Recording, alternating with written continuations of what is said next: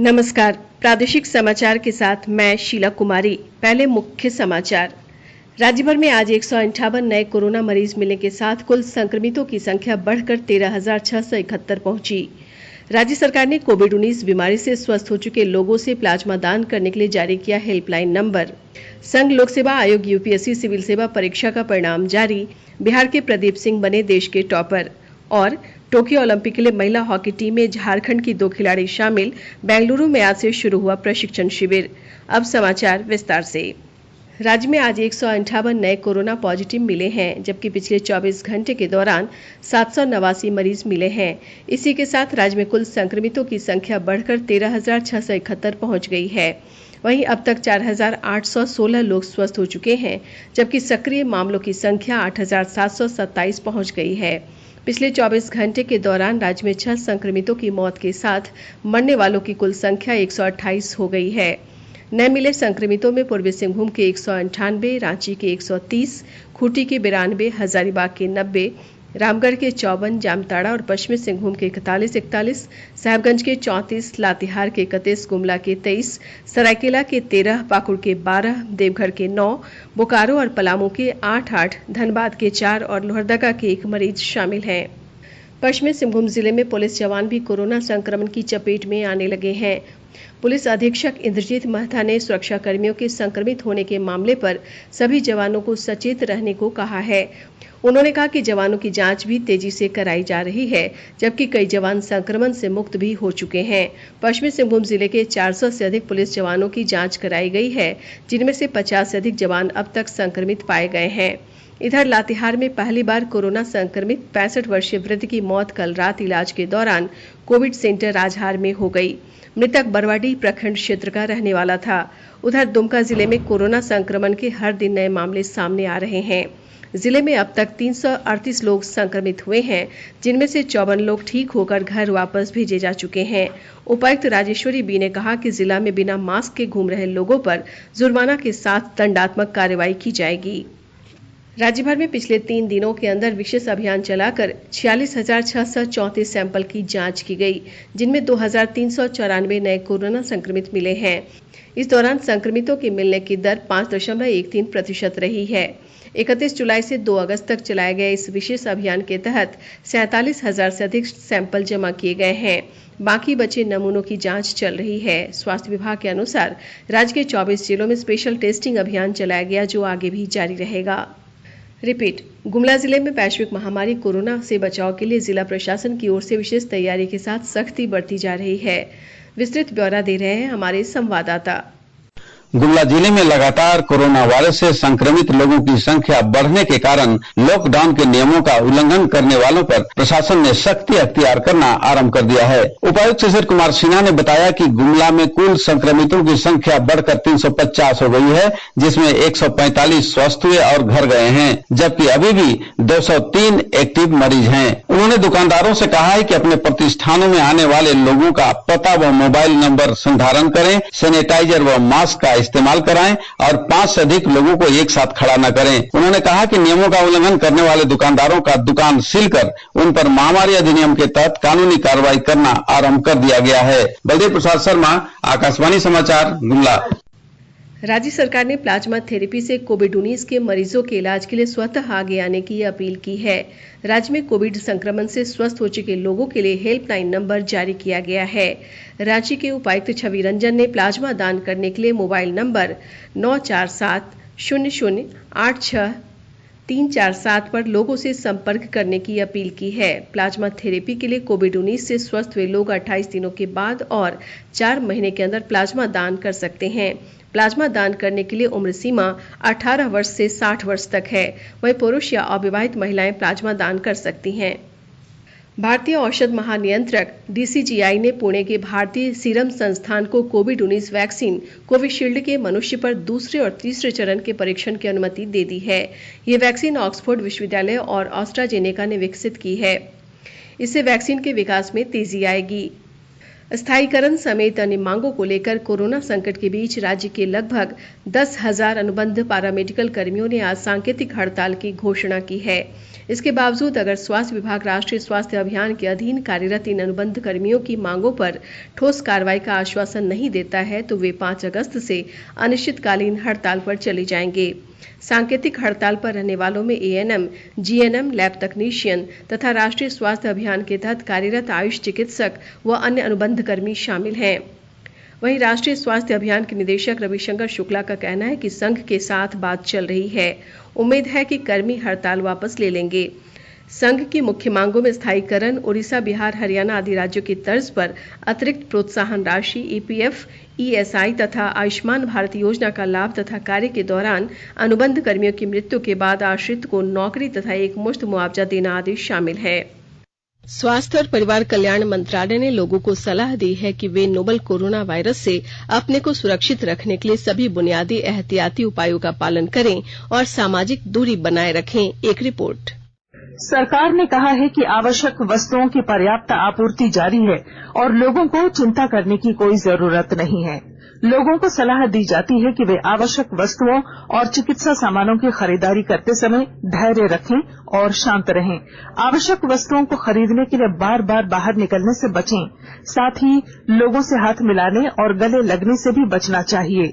बाजार, medical store और अस्पतालों में लोग कम से कम 1 मीटर की दूरी बनाए रखें। घर पर गैर जरूरी सामाजिक समारोह से बचा जाना चाहिए और घर पर मेहमानों को नहीं बुलाना चाहिए। लोगों को अपनी आंख, नाक और मुंह छूने से बचना चाहिए और लगातार हाथ साफ करते रहना चाहिए। हाथ को दोनों तरफ से कम 20 सेकंड तक रगड़कर धोना चाहिए। यदि कोई व्यक्ति खांसी या बुखार से पीड़ित है तो वह दूसरों के संपर्क में आने से बचे और डॉक्टर से तुरंत परामर्श ले। स्वास्थ्य मंत्रालय ने कोरोना वायरस के बारे में जानकारी के लिए एक टोल फ्री नंबर 1075 जारी किया है। इधर राज्य सरकार की ओर से भी कई दिशा निर्देश जारी किए गए हैं। इस सिलसिले में सरकार ने हेल्पलाइन नंबर 181 जारी किया है। सरकार ने कहा है कि कोरोना वायरस से संदिग्ध तौर पर संक्रमित कोई व्यक्ति पाया जाता है तो इसकी सूचना 0651 जो रांची का कोड है और टेलीफोन नंबर 2261-000 तथा 2261-002 के अलावा फैक्स नंबर 2261-856 और मोबाइल नंबर 9955837428 पर दी जा सकती है। आकाशवाणी रांची भी आपसे अपील करता है कि कोविड-19 के संक्रमण से बचने और अन्य लोगों को सुरक्षित रखने के लिए कृपया घर पर ही रहें और सरकारी दिशा निर्देशों का पालन करें। आकाशवाणी के ताजा तरीन समाचारों के लिए आप हमारी वेबसाइट newsonair.com पर लॉग ऑन कर सकते हैं। ताजा समाचार ट्विटर @AIR न्यूज अलर्ट्स और Facebook page all India radio news पर भी उपलब्ध है। आप प्रादेशिक समाचार एकांश के ट्विटर अकाउंट @AIR_News_ और Facebook page AIR news Ranchi के अलावा YouTube channel regional news unit Ranchi पर भी हमारे बुलेटिन सुन सकते हैं। प्रादेशिक समाचार आप आकाशवाणी रांची से सुन रहे हैं। संघ लोक सेवा आयोग यूपीएससी ने आज सिविल सेवा परीक्षा 2019 का परिणाम जारी कर दिया है। बिहार के प्रदीप सिंह इंडिया टॉपर बने। दूसरे स्थान पर जतिन किशोर और तीसरे स्थान पर प्रतिभा वर्मा रहीं। वहीं रांची की अनुपमा सिंह को यूपीएससी में 90 रैंक मिला है। हजारीबाग के दीपांकर चौधरी को 42वां रैंक हासिल हुआ है और प्रियांक किशोर को 61वां रैंक प्राप्त हुआ है। झारखंड लोक सेवा आयोग के माध्यम से चिकित्सा पदाधिकारियों की नियुक्ति के लिए प्रमाण पत्रों का सत्यापन आज से शुरू होकर 24 अगस्त तक तथा साक्षात्कार 5 अगस्त से शुरू होकर 25 अगस्त तक चलेगा। आयोग ने पहले ही प्रमाण पत्रों की जांच तथा साक्षात्कार में शामिल होने के लिए क्रमांकवार तिथियां तय कर दी हैं। साथ ही नियुक्ति में एकेडमिक उपलब्धियों तथा साक्षात्कार के लिए अंकों का निर्धारण कर दिया है। इसके तहत मैट्रिकुलेशन के लिए अधिकतम 15 अंक, 12वीं के लिए 20 अंक, एमबीबीएस के लिए 50 अंक तथा साक्षात्कार के लिए अधिकतम 15 अंक रखे गए हैं। 74वें स्वतंत्रता दिवस समारोह से संबंधित श्रृंखला में आज का विशेष प्रसारण ग्रामीण विकास से संबंधित है। सरकार ग्रामीण विकास विशेषकर इन क्षेत्रों में रोजगार सृजन के लिए बड़े लक्ष्यों पर काम कर रही है।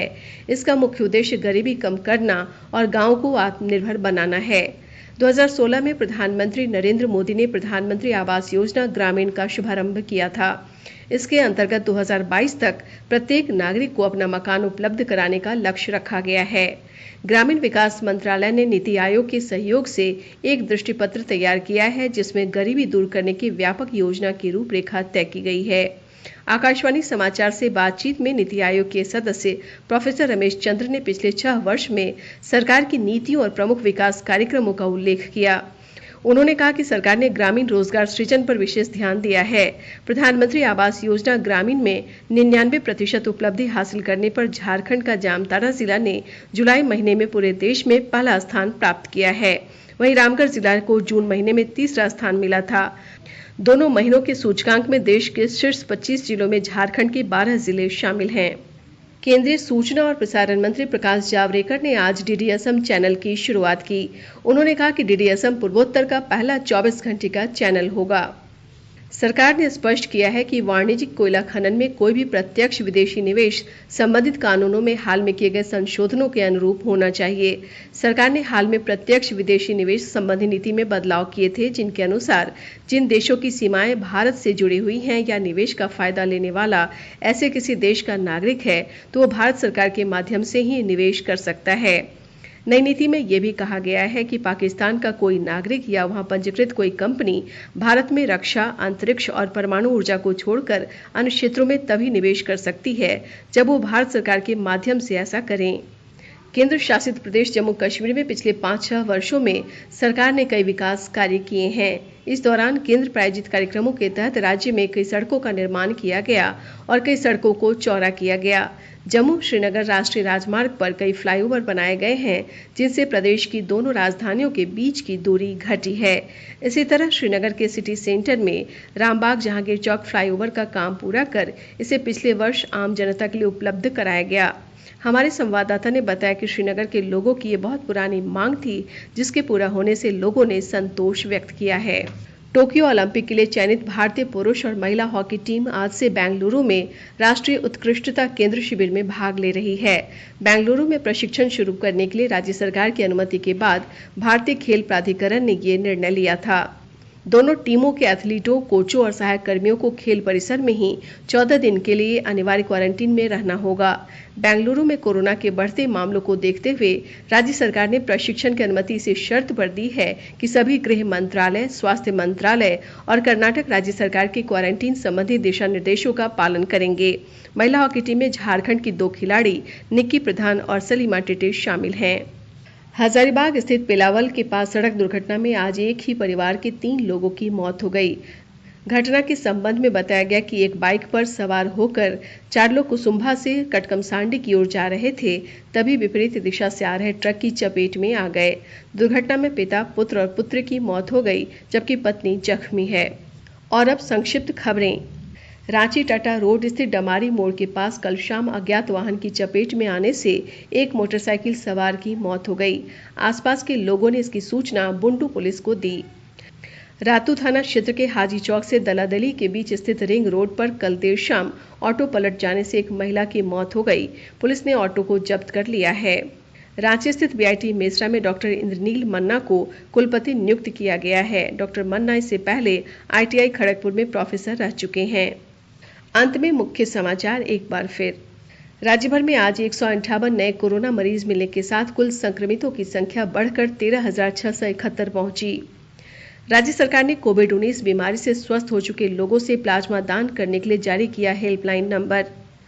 संघ लोक सेवा आयोग यूपीएससी सिविल सेवा परीक्षा का परिणाम जारी। बिहार के प्रदीप सिंह बने देश के टॉपर। और टोक्यो ओलंपिक के लिए महिला हॉकी टीम में झारखंड की 2 खिलाड़ी शामिल। बेंगलुरु में आज से शुरू हुआ प्रशिक्षण शिविर। इसके साथ ही आकाशवाणी रांची से प्रादेशिक समाचार का ये बुलेटिन समाप्त हुआ। नमस्कार। घर में रहिए, सुरक्षित रहिए और सुनते रहिए आकाशवाणी।